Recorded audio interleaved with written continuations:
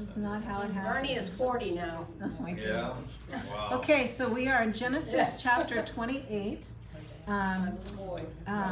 We're going to, we've been talking about Abraham and Abraham's son Isaac, good, and Isaac's son Jacob. Okay, I'm trying to rehearse this in my mind too, so that we keep track of who we're talking about.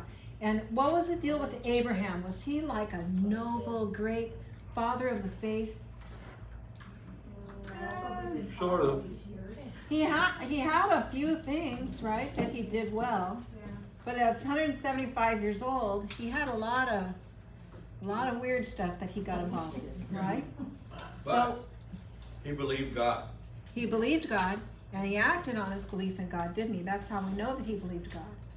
And God chose him to be the line. So God sees something in Abraham that he considers what he needs to have happen, right? Otherwise, who would it have been besides Abraham? Could it have been Lot? Just pick it up with your fingers. Why not Lot? God doesn't like Lot. Lot took his own path, right? Ended up getting tangled up with Sodom and Gomorrah. So God can see who's going to be more faithful and who's not going to be more faithful. He's choosing the one that he chooses, not necessarily the firstborn, which at that time you would have obviously taken the firstborn, right? But that's not the way God does it. He chooses who he chooses, and he chose Abraham. Not because Abraham was perfect, far from it. But he taught Abraham and he grew Abraham, and Abraham has done the things that God has told him to do, mostly good, right? But he's had some other things. Okay, so Abraham is maybe father of our faith. How about Isaac? Oh, what a strong character Isaac He is. wasn't He's a whip. mentioned much. He's a wimp, mama's boy, right? Wait, I thought we were going to fathers of faith. Abraham, Isaac, Jacob. They And weren't a whole lot different than we are. that is exactly When you get right. right down to it. That is exactly right. They are no different than we are. What is it about them that's special? Who they are? Who God is. God is the one who sees that he can get his work done through Abraham and chooses Abraham to do what he has Abraham to do. Then God chooses Isaac. Why? Because he knows he can get done what he needs to do through Isaac. And even though Isaac, we hardly see him doing anything at all. I mean, he seems like a pushover to me. Do we see him? He dug a few wells one time. He did take the land. It is true that Abraham, when he decided after his wife Sarah died, he decided to collect a few wives after that. Remember that? And what did Abraham do with those wives and the families of those wives? Sent him away. Sent them off onto the eastern side, right? So to protect Isaac and the land that God had said would be there. And that's where that comes in. He was promised land, a nation, and a blessing. That's what Abraham was promised. So that promise then has gone through Isaac, who seems to be kind of passive, and he has the promise now of land, nation, and blessing. But he's not like a real go-getter. He did dig a few wells, so that's good. Okay, so Isaac has Esau and Jacob. Esau is the firstborn, but God chooses Jacob. God, that deception that occurred, did God say they had to deceive? No. No, but God's going to use that, and Isaac is going to come. The promise is going to come through Jacob now. Both the promises, remember, that he took from when he was the first, when they did at first, and then later they did it later. They got the whole blessing ended up coming to to Jacob. Now Jacob is a real great character, right? What does his name mean? Deceiver, supplanter. We're going to see now what's going to happen with him, because he did get the blessing, which would be land, nations, and the blessing, that things would go well for him. And so now we're going to see what kind of adult he turns out to be as he moves on out into his own life, okay? So why is God giving us these guys for examples? Because they're like us. think that we're like them. So that means that God can even use you. Yeah. Right. That means he can use you, right? That means that God has a plan for us and he has something he wants us to do. And the question is whether we will be yielded to what he says to do. Will we be yielded to him? That's the only issue. If we're willing to yield to him, he's going to do a great thing in us. Now, what's that great thing going to be? You don't know. Oh, don't you know Elaine's going to become a pastor and preach and build a great church? Although Abraham was pretty old, You never you know. never know. You never know what God has in mind for each of And us. she didn't say here on earth either. Oh, very good, okay. That was what Vickers was talking about this morning, What? Say it. what we're gonna do. Mhm. God has a plan for us and a place for us. Our special gift. And what's more important, the plan you have for yourself or the plan God has for you? And God has for you. And what if God's important, so important plan is that you be kind to a child who's being a little obnoxious during church? Yeah, guess you better be kind. Because only God knows what he needs for you to do. If you're kind and you kind of work with that child and help them to whatever needs to happen, you don't know how God is going to use that interaction to change that child, or change what's happening with that child, or change the parent who sees how you handle that situation.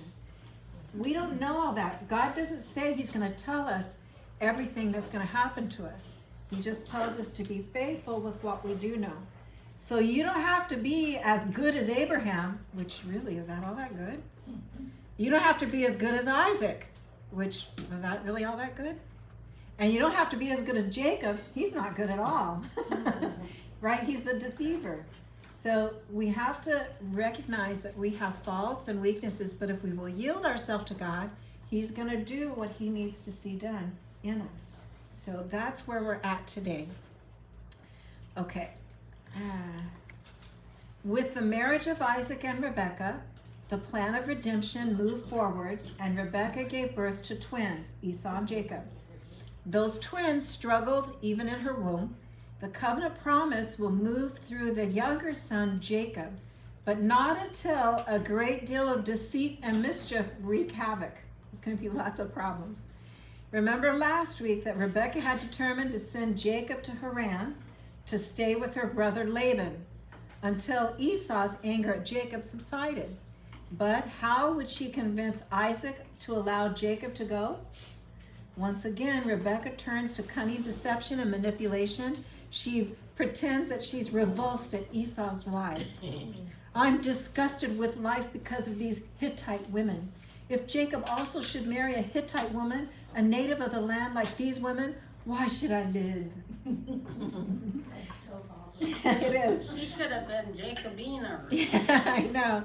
Her ploy not only achieves its purpose, but it also discredits Esau in his father's eyes. And it does so without Rebekah even mentioning Esau's name. So she didn't even mention Esau's name, but it kind of made Isaac think of Esau as being negative because he had these Hittite women. So we start at Genesis But he 28. liked Esau.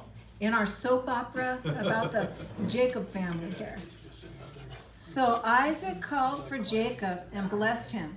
Then he commanded him, do not marry a Canaanite woman. Go at once to Padan Aram, to the house of your mother's father Bethuel.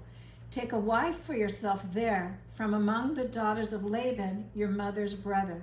May God Almighty bless you and make you fruitful and increase your numbers until you become a community of peoples. May he give you and your descendants the blessing given to Abraham, so that you may take possession of the land where you now reside as a foreigner, the land God gave to Abraham. Then Isaac sent Jacob on his way, and he went to Padan Aram to Laban, son of Bethuel the Aramean, the brother of Rebekah, who was the mother of Jacob and Esau. Yes.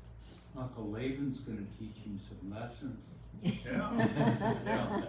Everything went Jacob's, smoothly over there. Yeah. Jacob's gonna learn about the master of deceit, huh? Yeah.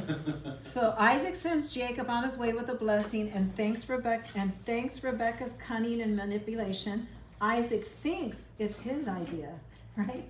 She was pretty shifty about how she took care of that.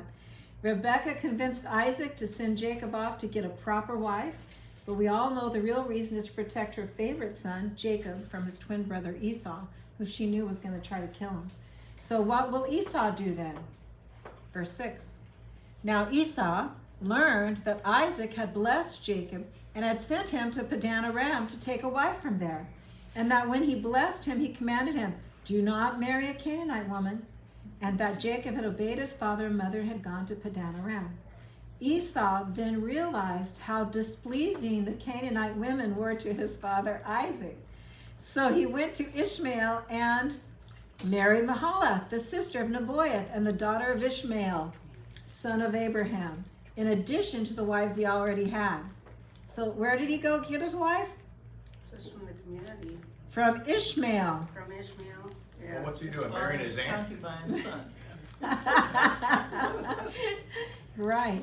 In addition to the wives he already had, Esau was really ticked off. He had been his father's favorite son.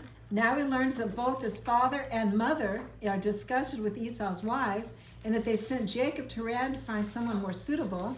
That's like rubbing salt into Esau's wound. Not only has his birthright been stolen twice by his miserable brother, but now his parents have apparently sided with Jacob and are holding Esau's wives in contempt. Soap opera.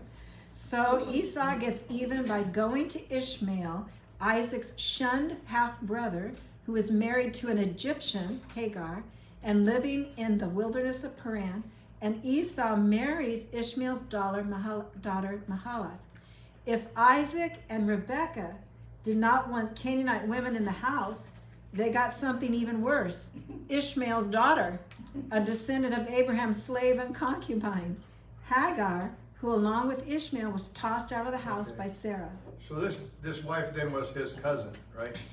So meanwhile, half-cousin, right? Yeah. Meanwhile, Jacob is on his way to Haran. Oh boy, this is an interesting family, huh? It's a good thing none of you have families like this. Don't tell Say anybody. anything. Keep it to yourself. So long. It is like a soap opera. Jacob left Beersheba and set out for Haran. When he reached a certain place, he stopped for the night because the sun had set. Taking one of the stones there, he put it under his head and lay down to sleep. He had a dream in which he saw a stairway resting on the earth, with its top reaching to heaven, and the angels of God were ascending and descending on it. I think that if you laid your head on a rock to sleep for the night, you might have an interesting dream. That would be a hard pillow. Yes, it Yeah. would. There above it stood the Lord, and he said, I am the Lord, the God of our father Abraham and the God of Isaac. I will give you and your descendants the land on which you are lying. Your descendants will be like the dust of the earth, and you will spread out to the west and to the east, to the north and to the south. All peoples on earth will be blessed through you and your offspring. I am with you and will watch over you wherever you go, and I will bring you back to this land. I will not leave you until I have done what I have promised you. Now, is this the first time that God has spoken directly to Jacob? I don't think there's been another time that he's. So, I don't think I so. don't remember one. So here's a chance he hasn't tricked his way to this. No. As we read these verses, it sounds like he's walking off by himself. Yeah, But go would ahead. we be wrong to guess that he probably had a group of servants sent with him? Maybe some servants, but no family. No family, but There may be some but I servants mean, with if him. it was like Abraham, who had basically an army of people that were part of his group, and among his Goats. servants and slaves, Yeah. Would not Isaac have had those resources as well and maybe sent some to protect and help? Potentially, we don't have any record of it. Yeah, We have no place that says that that was true. I know Potentially. that, but yeah, I'm Yeah. just trying to guess what probably happened from the culture. But it sounds like this was something he personally experienced. Yes, A yes. vision that he saw. Verse 16, when Jacob awoke from his sleep, he thought, that's a hard rock. No, I'm sorry. Woke up from his sleep, he thought, surely the Lord is in this place, and I was not aware of it. He was afraid and said, how awesome is this place? This is none other than the house of God. This is the gate of heaven. Early the next morning, Jacob took the stone he had placed under his head and set it up as a pillar and poured oil on top of it. He called that place Bethel, though the city used to be called Luz. So here's the place where Jacob stops was a cultic site for Canaanites centuries before Jacob stopped there, Luz. It had long since faded into obscurity. However, with Jacob's dream and the stairway ascending to heaven, this place will take on new meaning. Now it's called Bethel, which is house of bread. Bethel, Beth is house, and El is God. So, Bethel would be house of God, just like Bethlehem is house of bread.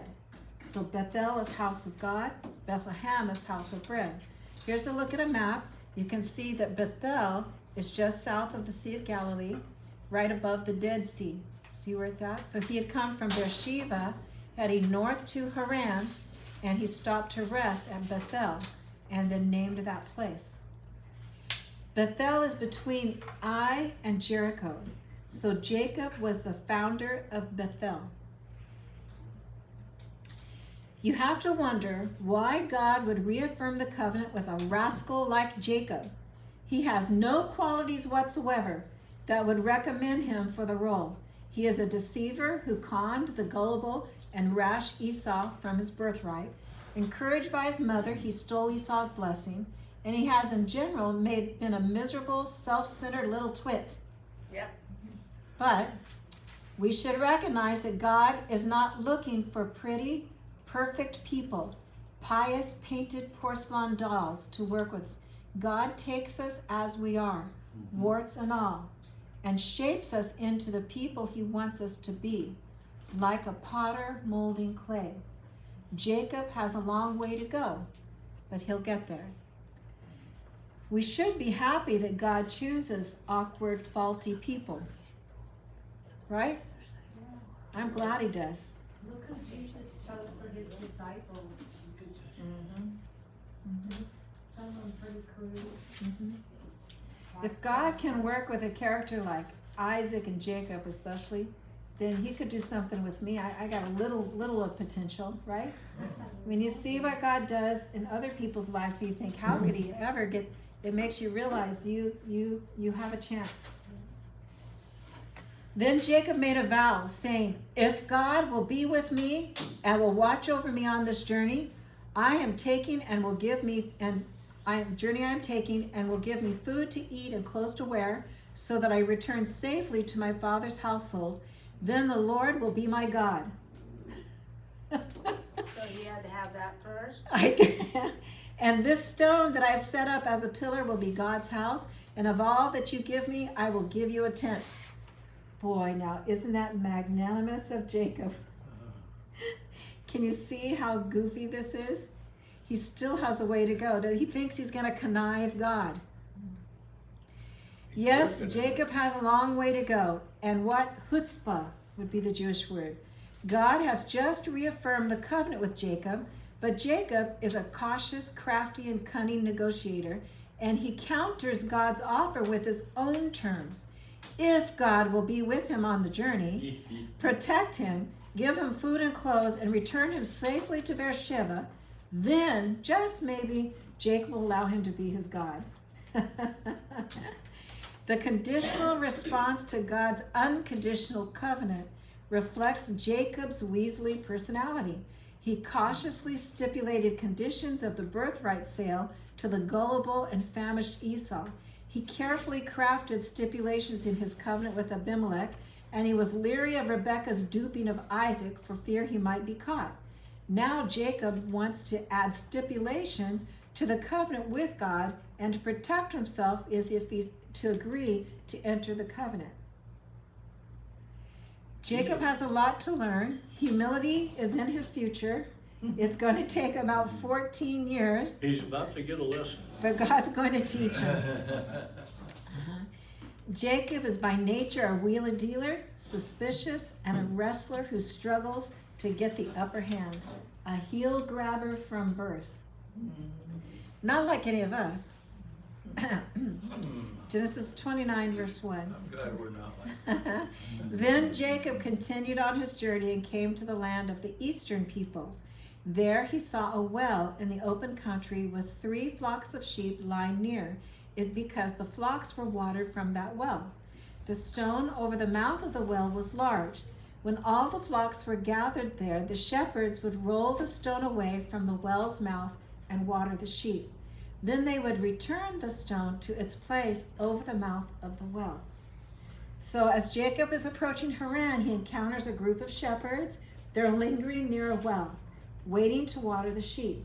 Now, because the stone that covers the well is heavy, they're waiting for other shepherds to arrive. But it's not likely that it was really so heavy that they couldn't move it with the shepherds that were there. But it was just they were waiting for everybody to gather, and they would at one time uncover the well and then water all the sheep. So Jacob wastes no time greeting the men. Ready? Jacob asked the shepherds, "My brothers, where are you from?" "We're from Haran," they replied. He said to them, "Do you know Laban, Nahor's grandson?" "Yes, we know him," they answered. Then Jacob asked them, "Is he well?"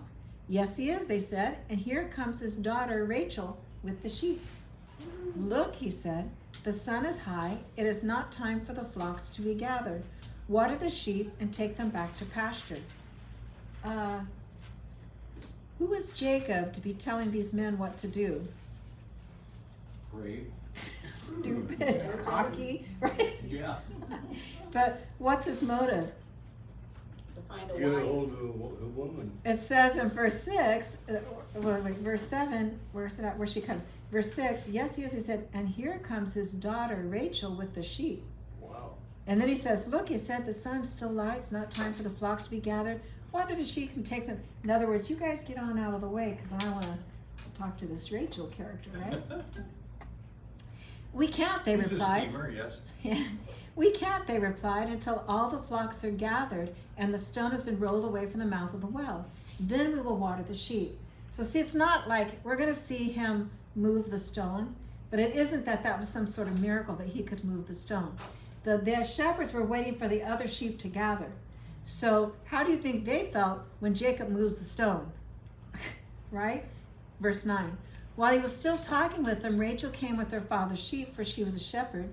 When Jacob saw Rachel, daughter of his uncle Laban, and Laban's sheep, he went over and rolled the stone away from the mouth of the well and watered the uncle's sheep. Right, to impress her. Yeah, to impress her. And also she knows that he's related to Laban. So the shepherds were waiting for the others to arrive. It isn't, some people use this story to say, look what impressive strength he had. No, they were waiting for the other shepherds to arrive. So the shepherds might even been using it as an excuse to visit a little while before they got busy doing the sheep watering. Of course, we have a betrothal type scene here, similar to that in the Abraham-Isaac story, and a scene that will recur in the Moses story. In such betrothal type scenes, a man travels a great distance and arrives at a well. There he meets a girl, often saving her from other men. He helps her fetch water, or she fetches water for him. She invites him to her home, where her father and family provide zivia, or hospitality. The man is smitten with the girl. The girl's family offers her to the man and his wife, and the girl leaves with the man smiling happily. That's the thing we'll see it at least 3 times. Then Jacob kissed Rachel and began to weep out loud. He told Rachel that he was a relative of her father and a son of Rebekah. So she ran and told her father.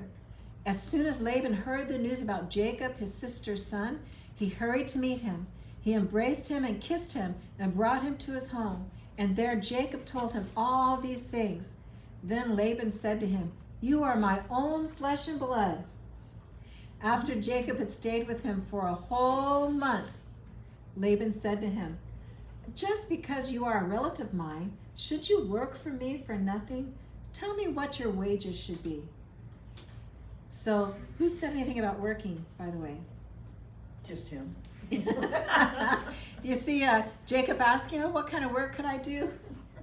Yeah, and usually the employer sets the wage, not the opposite way. when Yeah, you- we don't even see Jacob cooking for him, which is what he seemed to do at his other household, right? Well, Laban had 2 daughters. So, verse 16. Now Laban had 2 daughters. The name of the older was Leah, and the name of the younger was Rachel. Leah had weak eyes, but Rachel had a lovely figure and was beautiful. Jacob was in love with Rachel and said, "I'll work for you 7 years in return for your younger daughter, Rachel." Now, is that the way it's supposed to go? No. Not really. Laban said, "It's better that I give her to you than to some other man. Stay here with me." So Jacob served 7 years to get Rachel, but they seemed like only a few days to him because of his love for her. Oh, boy. Aww, it was sweet music. So Rachel was gorgeous. Leah had a good personality, right? Jacob has no bride price. He has nothing to pay, but he can work for 7 years, and he offered. Laban agreed. However, it seems deception and manipulation run in the family. Laban is a master manipulator. Rebecca is just like her brother Laban, and Jacob, her son, of course, is the clever deceiver. Jacob was head over heels in love with beautiful Rachel, and he was willing to work 7 years as a shepherd to take her hand in marriage, but Laban has other plans. Jacob, the deceiver, is about to feel the impact of a deceiver. You harvest what you plant. Then Jacob said to Laban, "Give me my wife. My time is completed. I want to make love to her." So Laban brought together all the people of the place and gave a feast. But when evening came, he took his daughter Leah and brought her to Jacob, and Jacob made love to her, and Laban gave his servant Zilpah to his daughter as her attendant. When morning came, there was Leah. So Jacob said to Laban, "What is this you have done to me? I served you for Rachel, didn't I? Why have you deceived me?" Laban replied, It is not our custom here to give the younger daughter in marriage before the older one. Finish the daughter's bridal week, then you will give you the younger one also in return for another 7 years of work." Ooh, what a snake. There was a lot of drinking done in that party. A lot of drinking, and there's this whole thing about a heavy veil. At that time, the bride would wear a very heavy veil that completely covered their He face. didn't even know who he was with. And that's true in the Middle East today. Here's a picture I have of these kinds of scarves and veils that they would wear just commonly. And I figured I was able to do this before. Let me see if I can do it. I have a little video for you. Let's see if I can make it happen. Yeah, okay, so this is a video about the Jewish custom. Let's see if I can make it work here. I'm an Orthodox Jew, and I share what my life is like. This part of the wedding is called the Bedekin, and it precedes the marriage ceremony. The groom will come in and put the veil over the bride's face. Let me show you.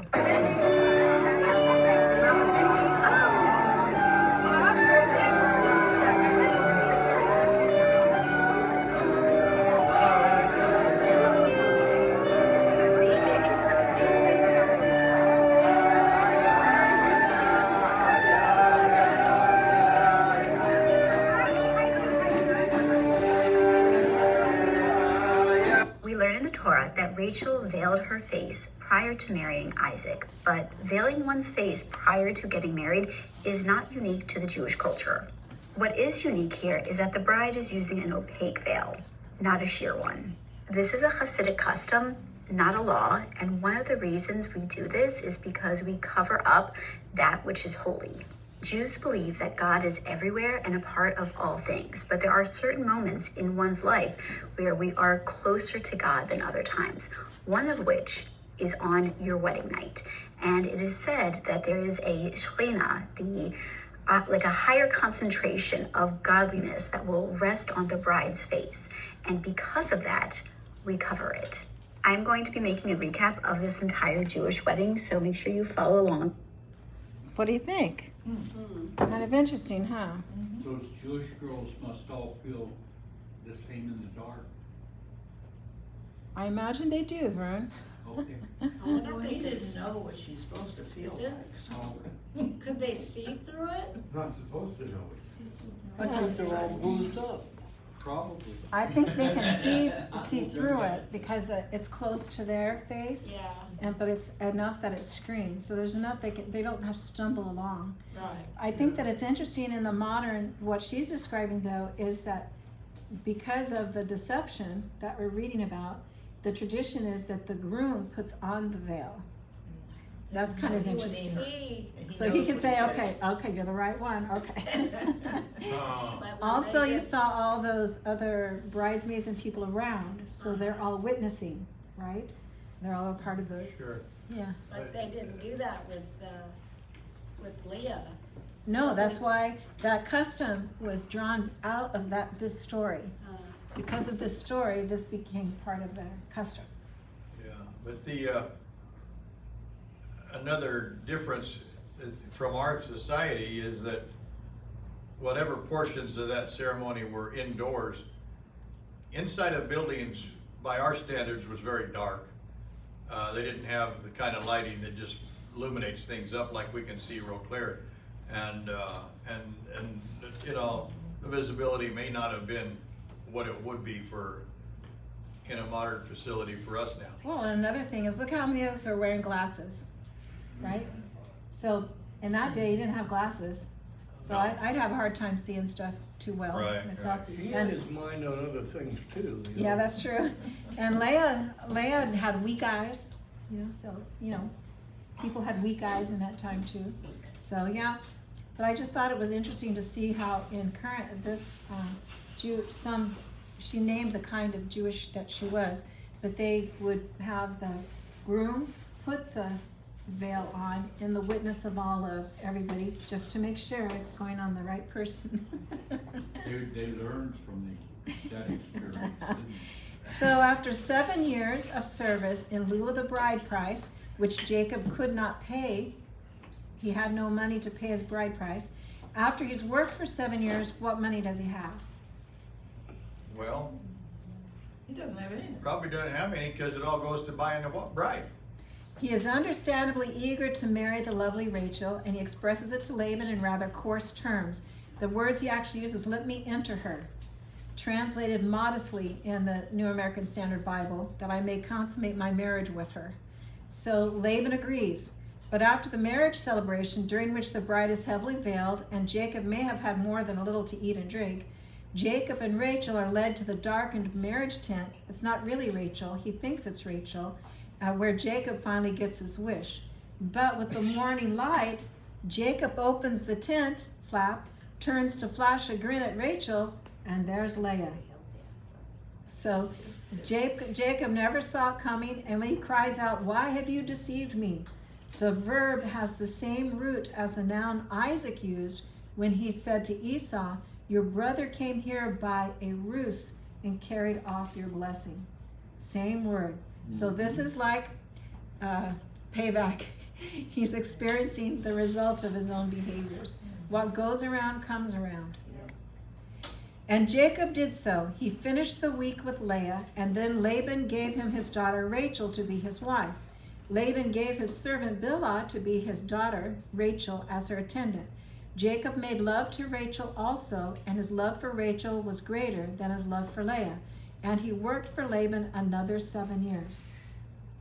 When Jacob left home, his mother Rebekah had said to him, "Flee at once to my brother Laban in Haran and stay with him a while until your brother's fury subsides, until your brother's anger against you subsides, and he forgets what you did to him. Then I will send for you and bring you back." Well, a while has turned into 14 years. He hasn't come back yet. And now Jacob has 2 wives living in the same tent, sisters who are going to be naturally competitive for Jacob's affections. Sound like any kind of trouble coming? Yeah. Yeah. When the Lord saw that Leah was not loved, he enabled her to conceive, but Rachel remained childless. Leah became pregnant and gave birth to a son. She named him Reuben, for she said, "It is because the Lord has seen my misery. Surely my husband will love me now." She conceived again, and when she gave birth to a son, she said, "Because the Lord heard that I am not loved, he gave me this one too." So she named him Simeon. Again she conceived, and when she gave birth to a son, she said, "Now at last my husband will become attached to me, because I have borne him 3 sons." So he was named Levi.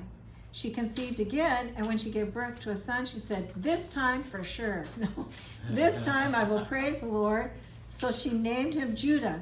Then she stopped having children.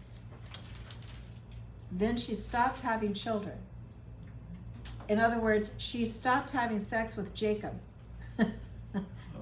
In the patriarchal culture of Near Eastern biblical times, the only way a woman could prove her worth was by bearing children for her husband.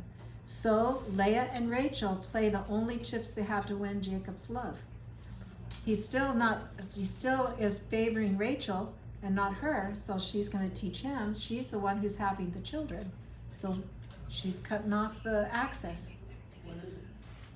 To this day, she's produced 4 sons, but it doesn't seem to matter. Jacob still is keeping her arm's length away, so to speak. Maybe Rachel's more charming. She is more beautiful. Genesis 30. When Rachel saw that she was not bearing Jacob any children, she became jealous of her sister. She said to Jacob, "Give me children or I'll die." Jacob became angry with her and said, "Am I in the place of God who has kept you from having children?" Then she said, "Here's Bilhah, my servant, sleep with her, so that she can bear children for me, and I too can build a family through her." Who did that also? Sounds right. Sarah did that with Hagar. Remember Yeah. how well that turned out? Yeah. Yeah. Yeah. She gave him her servant Bilhah as a wife. Jacob slept with her, and she became pregnant and bore him a son. Then Rachel said, "God has vindicated me. He has listened to my plea and given me a son."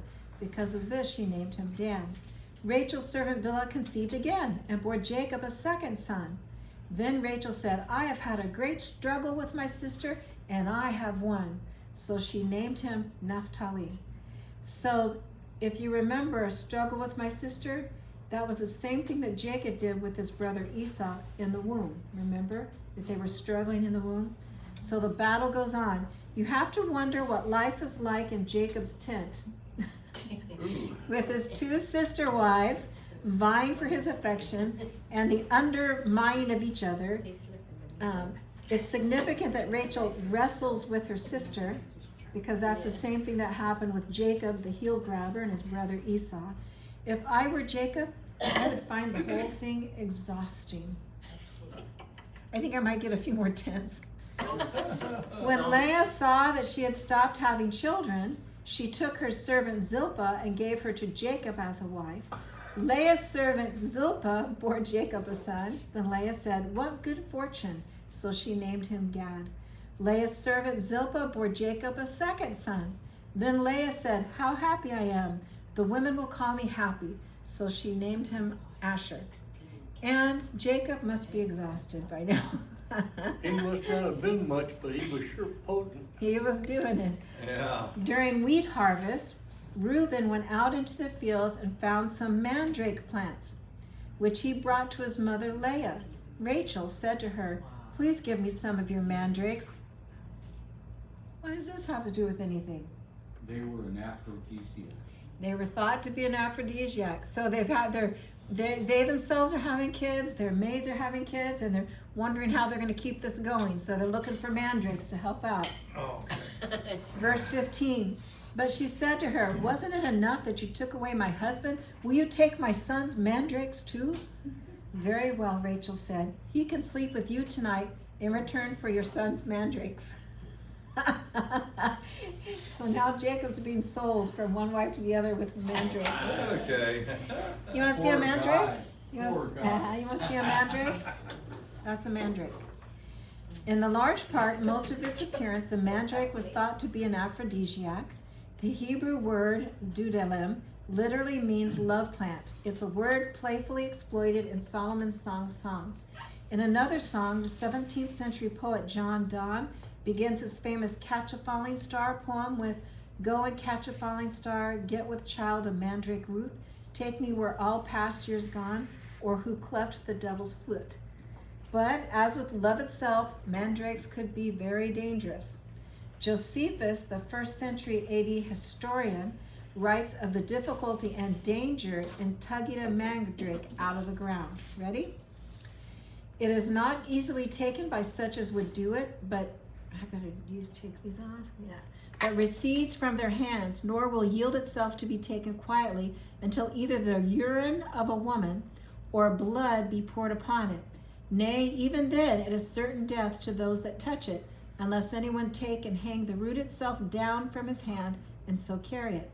It may also be taken in another manner without danger, which is this: they dig a trench around about it till the concealed part of the root is practically exposed.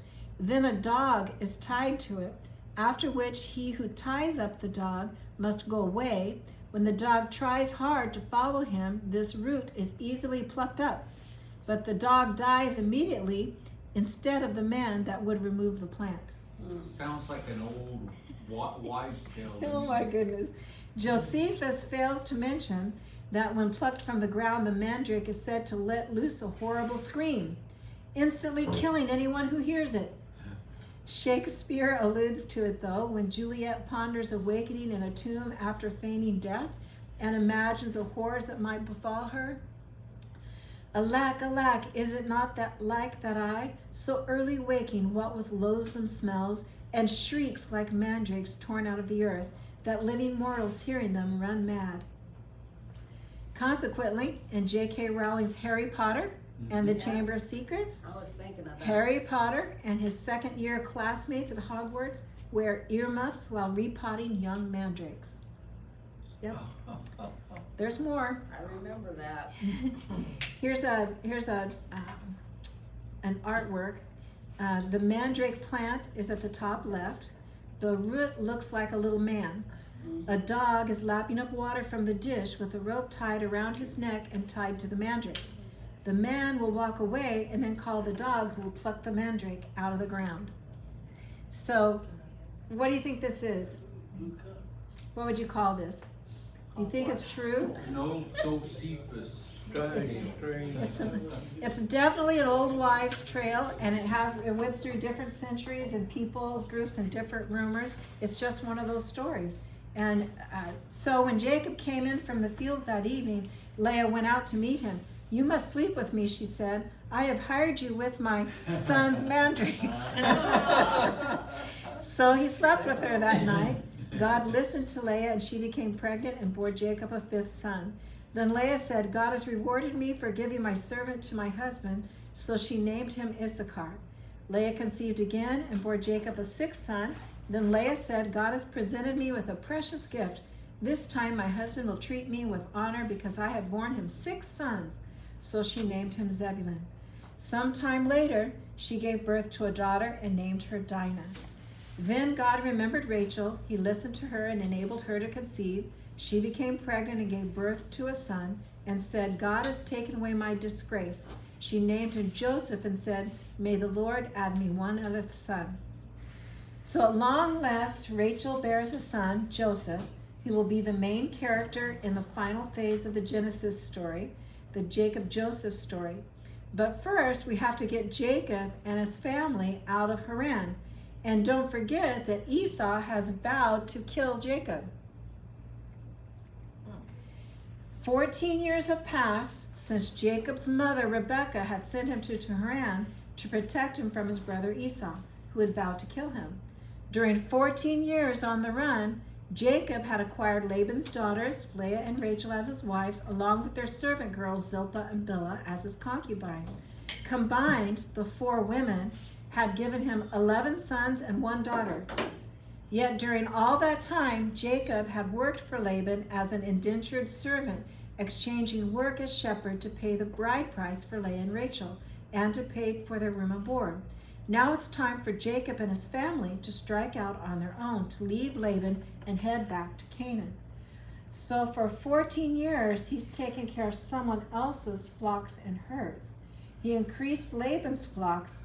Laban was getting rich, but Jacob owns nothing except his wives and grandchildren. He got those by being in service. So he's basically an indentured servant. Back when Eliezer approached Laban for a bride for Isaac, he had 10 camels laden with king's gifts, and he gave that as the bride price. What happens to the bride price? It goes to the bride. It is considered security for the bride. In other words, what if her husband doesn't treat her well? What if her husband dies? What if whatever? The bride price is the price that goes to the bride. It's like security for the bride. Of course, the husband uses it too. He is part of the family. But still, it's meant to be a thing that the bride, that is attributed to the bride for some sort of security. Verse 25. After Rachel gave birth to Joseph, Jacob said to Laban, "Send me on my way so I can go back to my own homeland. Give me my wives and my children for whom I have served you, and I will be on my way. You know how much work I've done for you." So where's the bride price? The money, the gold, the whatever. With his wives. His wives are that, and so they have no security. But Laban said to him, "If I have found favor in your eyes, please stay. I have learned by divination that the Lord has blessed me because of you." He added, "Name your wages and I will pay them." Jacob said to him, "You know how I have worked for you and how your livestock has fared under my care. The little you had done before I came has increased greatly, and the Lord has blessed you wherever I have been. But now, when may I do for my own household?" So that seems like a reasonable ask. Jacob is saying 14 years of service, he's benefited, but can he trust old Uncle Laban? No. No. He won't let Jacob go without getting a whole lot more in return. That's just the way he is. It is possible Jacob has learned a thing or two during the 14 years. He had been a deceiver, but Laban has taken advantage of him. How does it feel to be Jacob? Other way around is about to happen. "What shall I give you?" he asked. "Don't give me anything," Jacob replied. "But if you will do this one thing for me, I will go on tending your flocks and watching them. Let me go through all your flocks today and remove from them every speckled or spotted sheep, every dark-colored lamb, and every spotted or speckled goat. They will be my wages, and my honesty will testify for me in the future. Whenever you check on the wages you have paid me, any goat in my possession that is not speckled or spotted, or any lamb that is not dark-colored will be considered stolen." "Agreed," said Laban. "Let it be as you have said." So let's put this in our words. What is he saying there? Don't give me anything except Something that we can all recognize. a speckled, mine. spotted sheep Mm-hmm. and the dark-colored lambs, Identified sheep. speckled goats. Okay, so it's going to be a portion of the herd. That sounds way too easy. In fact, these are the opening gambits in a high-stakes chess game. Laban is a seasoned player, but Jacob is shrewd and a quick learner, and neither is adverse to cheating. We'd better watch closely as both players maneuver their pieces on the board. As Jacob and Laban move pieces with their right hand, keep a close eye on what their left hands are doing under the table. For sure. That same day, he removed all the male goats that were streaked or spotted, and all the speckled or spotted female goats, all that had white on them, and all the dark-colored lambs, and he placed them in the care of his sons. Then he put a 3-day journey between himself and Jacob, while Jacob continued to tend the rest of Laban's flocks. Now wait, I thought Jacob was supposed to take the speckled. Who's taking the speckled? What- Laban's first move. He's gonna But I go. think Jacob's tending both kinds, tending for Laban and also his own So flock. Laban goes in and takes those that were supposed to be, that he's supposed to be able to keep, took those out of the herd and took it off and separated them to himself. the underhand tables, the underhanded thing to take those out before he starts working on them. Laban had agreed that Jacob could have every dark animal among the lambs and every spotted or speckled one among the goats. Then that very night, Laban has men sneak in and steal the dark, speckled, and spotted animals, leaving Jacob with only pure white sheep and dark brown and black goats. You'd have to be blind to not see what's coming here, right?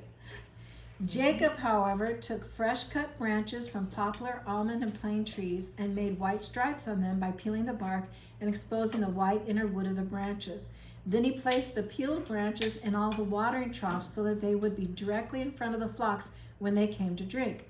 When the flocks were in heat and came to drink, they made it in front of the branches, and they bore young that were streaked or speckled or spotted.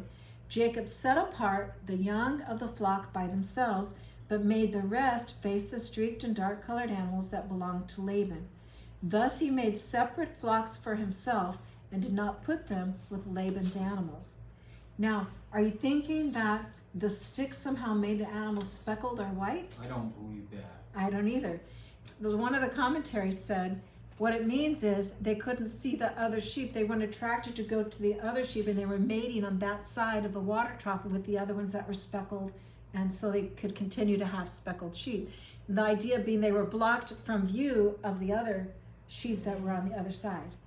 I don't know. Let's read this commentator. Age-old folklore claims that if a pregnant woman looks at someone who is ugly, her baby will be born ugly. Oh my gosh. Oh, Tradition suggests that by Jacob peeling white strips on the poplar, almond, and plane tree shoots and setting them up at the watering troughs, the female goats who mated in front of them would bear striped, speckled, and spotted offspring.